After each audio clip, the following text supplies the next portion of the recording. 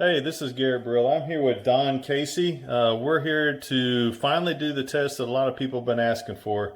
You've seen the video for the Volarious charger. It's the modified DJI drone charger. And as mentioned before, in my opinion, the charger that DJI should have made themselves.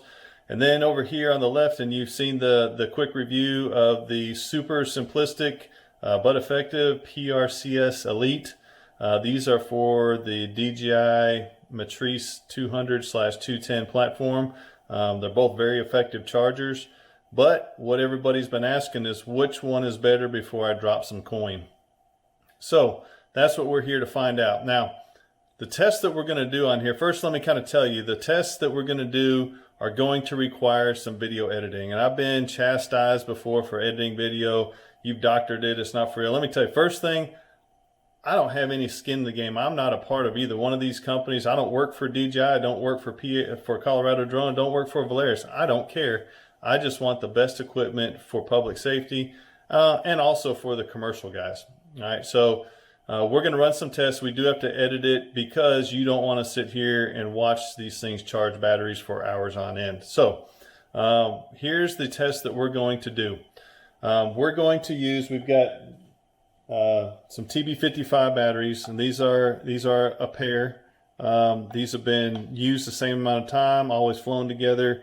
It's the newest set that I have, and we're going to do two tests. The first one is going to be kind of more focused on an even kill and probably a little more relevant to the commercial world, and that is we're going to take these and bring these down, discharge them in the Volarious charger down to the same level. And in an air-conditioned environment, we're going to put one in the PRCS Elite, one in the Volarious, and just see which one charges them to a full capacity the fastest, okay?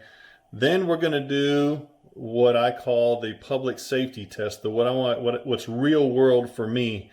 And that is we're out in the field, we're out flying, that we bring the batteries, they're hot, they need to cool down before they'll charge. Which one will take and charge a hot battery? And to me, that's the most relevant test, but we're going to run both tests and we'll let you know the result. And the other thing you may want to take in consideration on these is this one runs about, what was it done, 725 or something like that. So the PRCS is about $725 and the Volarious runs about $1,500. So you're talking half the price, double the price. And in the end, this one is your high whiz bang, has all the high-tech stuff, fancy mojo in it, display screen. You've seen the review. This one is simplistic stuff, but today we really want to find out which one will get the job done the fastest and most effective. All right, so we're going to go ahead and start discharging these and go ahead and get this going, and we'll come back. Again, this is going to be edited video, but all of it will be just as factual, not doctored, and we'll be back in a little bit to once these things are discharged to all the way down. All right, see you in a bit. Okay, so one of the nice features about the Volarious charger is that you can discharge the batteries down for those that want to store them and stuff like that. So what we did is as I mentioned before, we used the Volarious to discharge two TB55s. I want to kind of show you the specs on them before we start charging. If we're looking here at one of the batteries, I want you to notice, I'm looking, this says it's been charged 19 times. You can see that the temperature, hopefully you can read this, if not, I'm just telling you the temperature is 27.8 degrees Celsius. The voltage is 22.6. And you can see all your cell voltages are 3.76. Okay, Casey, if you want to go to the next one. All right, and you can see now this one is 18. So this has been charged, but it's almost the same. 18. I don't really know what's the difference there, but 22.7 degrees, so virtually the same temperature, same voltage, and the same cell voltage for all of them. All right, and this is going to be the cool down air conditioner. It'll be a little bit more for commercial work than public safety. But it's relevant nonetheless. And then again, we're going to do, just to reiterate, we're going to do another test where we take these outside, we fly them and get them hot. Then we're going to do a hot to fully charged, and we'll also time it at the same time. You want to get out your phone and set the timer on that. And what we'll do is we'll tell you at the same time. So this will be a cooled air condition. These batteries are both cooled down. And then we'll go ahead and do that. So let's go ahead and maybe set that up on top of here or something and get one of these. I'll go ahead and plug in this. So we're just going to show you all this kind of real time so you know what's going on. And again, I'm going to stop this video once these things start charging, unless I don't think you really want to sit there and watch it. So let me go ahead and drop this one in there. All right, and are you ready? Yep. Set, go. All right, both of these are charging, and go ahead and set the timer. Stopwatch, there we go. All right, so we'll be just a few seconds off, no big deal on that. All right, so again, this is charging up from 25%, and we'll be back in a little bit just to see how they're doing, and whenever the first one's about to get finished, or it does finish, we'll come back and let you know. All right, see you in a bit. All right, folks, so the Volarious finished first. From 25% batteries on a TB55, it brought it up. Oh, and look at there, it just finished too. So they finished within a few seconds of each other. I would pretty much dead even tie.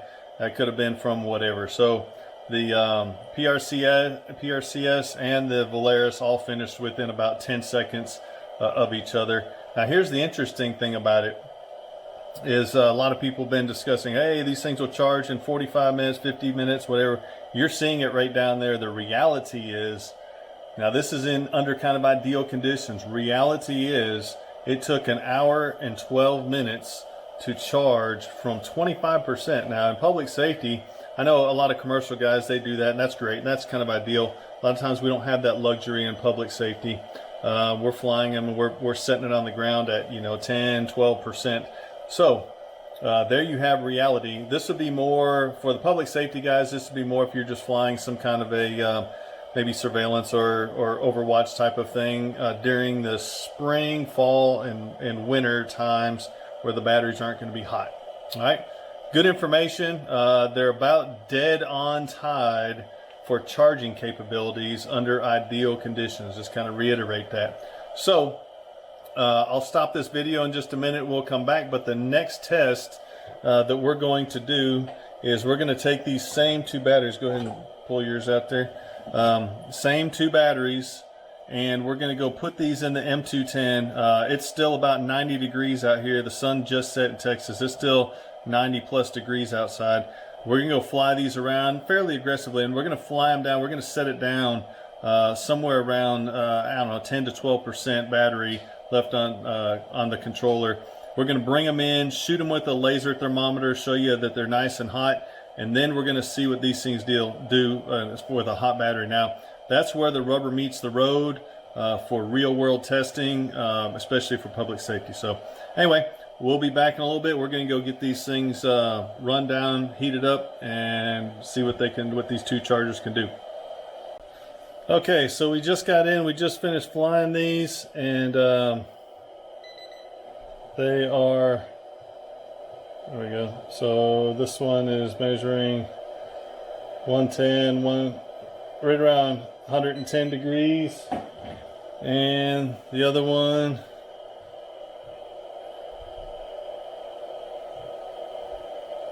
about 113, 112. So right about the same temperature. A little over 100 degrees for each. We're flying them outside. Ran it all the way down to about 10%. And so we're going to go ahead and put these in here and get it started. Don's on his way in. He's putting up the drone. So here you go, Don. Go ahead and put that in there, and we'll get these started. So this is from hot. This is going to be as close to real as can get. You ready? 1, 2, 3, go. All right, so both of these are going. Hopefully it goes into a cool down cycle. Let's double check that real quick to make sure that this, can you go and look on that to see if it's doing that? Also, yeah, set the timer. Set the timer. Reset it. So this was down to 10%, right, Don? Yep. All right, down to 10%, landed all the way. So this would be your kind of your worst case scenario. It's hot outside, about 90 degrees, humid.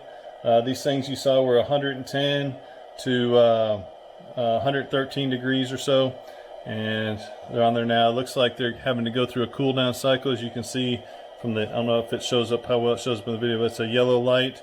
And down here, this one's blinking one light in a pattern that's showing that it has to cool down now too. All right, so we're gonna let these charge. Again, it took an hour and 12 minutes within 10 seconds of each other before. This is your real world use case for public safety. And we'll just see how it goes. All right, we'll come back and record again whenever they're just about to finish charging, and we'll see how long it takes. All right, talk to you later. All right. Okay, so the PRCS charger is finished on the hot cycle. Volarious is still charging. It does say that it is very close. In fact, we'll see how it can, if it runs here, and we'll see how long it takes. That the time to charge on the PRCS from a hot battery was 1 minute and 38 seconds and some change. I'm sorry, 1 hour 38 minutes and some change, almost 1 hour and 39 minutes looks like. Oh, what I was thinking there. So we're going to see how long it takes here for the Volarious to finish up. Okay, so it just finished. So I was kind of hoping that it would finish earlier. So let's talk about some things here. We can just let the video roll. Let's talk about a few things here that were very interesting than what we saw. The first thing that we noticed, we actually took some notes here. And one of the first things that Don and I noticed is the Volarious, it actually doesn't have the same kind of a cooling. One of the things that they changed, Colorado drone chargers changed on here, is they added in this cooling fan and this heat sink type material. We are curious if that would make a difference, and it absolutely did. So the temperature difference in the first few minutes of charging, the Volarious, it was still 98 degrees Fahrenheit, and the PRCS Elite was already down to 92 degrees Fahrenheit, and that allowed it to start charging ahead of time. Now, interestingly, it started charging several minutes ahead of time, and the Volarious did a little bit of catching up. So I don't know exactly how all that worked out. It was just a little bit ahead of time. In the end, it's just about maybe a minute or so. It's not that much. It does add up over time, but not that much. But here's the key one thing that we really notice, and for both Colorado drone chargers and anybody that's working directly with them, I talk to them, but needs to be emphasized, and also to Volarious, those guys, for public safety, that's big, right? Anytime that you can take and have anything start up sooner, you just have your battery start charging sooner than later, that's huge, right? And over time, that's going to add up to your operations and everything else. So one of the things that we really need both manufacturers to do is to really work on even improving the cooling. So like for instance on the Volarious, they could add some kind of cooling. You could even, if you're using the Volarious, let me see if I can show you here. I would even add some, like a desktop fan or a cooling fans, any kind of fans to cool them down faster. It actually does make a difference. For the Colorado drone chargers, it was a great effort, great innovation. I think they should make it even better. Put even more fans in here. Maybe even some of the ideas that Don and I were discussing. We have our notes here. Some of the things that we were discussing is more fans. You could add a desktop fan. Use carbon fiber around them. I know that heat sink metal that they used seemed to work well. Carbon fiber has some outstanding heat sink properties in it. The other thing is they could even use thermoelectric, or what do they call it, Peltier coolers. They use electrical current to actually cool things down. They have whole refrigerators, if you will, that use that very, very low amount of electricity, but they would make a big difference in that. So the cooling definitely seemed to have an impact. So let's talk about this overall. Which one's the winner? They're so close, it's really hard to call a winner. I think here's the thing is, can you justify double the price? The performance is within, on ideal conditions, is within seconds. Under the hot conditions, PRCS was by about a minute, or was it a minute or two or something like that, minute or two. It was within a short amount of time. Yeah, let's pull up the stopwatch here. So what was the difference in time? So 1:39. So it was 1 minute difference, and that's interesting because they started about 2 minutes off and finished 1 minute difference. So, but all of that minute difference was due to cooling, right? So here's kind of where we're at on these right now. Which one's the clear winner? I can't really say that there is one. I think what it really matters is how much you value the extra technology in the Volarious. You do get the ability to charge and discharge and store and look at the status and look at the voltage and all that. That's valuable to a guy that's especially tech savvy or really wants to keep up on his batteries and all that kind of stuff. There's other guys that say, I don't even know what a volt is or amp. I can't tell the difference anyway. For those guys, and they just need to charge the batteries, this is definitely going to be the charger for them. Again, for depending on what your needs are and depending on what it is, whether you want to justify the additional technology. And I want to reiterate one more time. I'm going to ask Don for any of his inputs here in a minute, but I want to reiterate one more time that both of these charger manufacturers, if they wanted to improve their products and do us a better service, cooling, it made a big difference. We are seeing it, and I don't know if did I mention the temperatures earlier? I mean, 92 and 98 degrees in a few minutes, it makes a difference. So, and I think that might even be more of a difference if we were outside, wherever it was really hot. The other thing that I want to note is, bring the timers up again real quick, Don,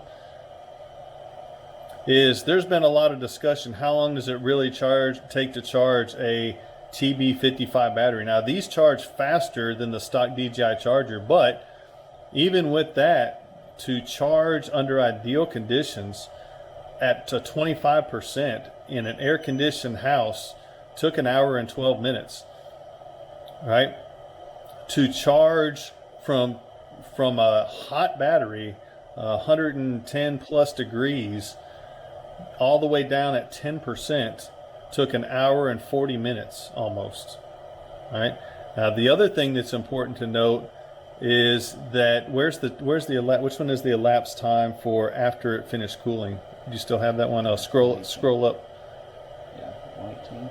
Okay, so 118. So this is pretty interesting. So a lot of people might think, hey, if I fly it down to 10%, it's going to take a lot longer to charge. Actually, it only took 6 minutes, less than 6 more minutes to charge, even though you got a significant amount of extra flight. It does put a little extra stress on the battery, but if you need it, you need it, and it's actually flight to charge time is more efficient if you do that than if you don't. So, Don, what you got anything else to add in there, Don?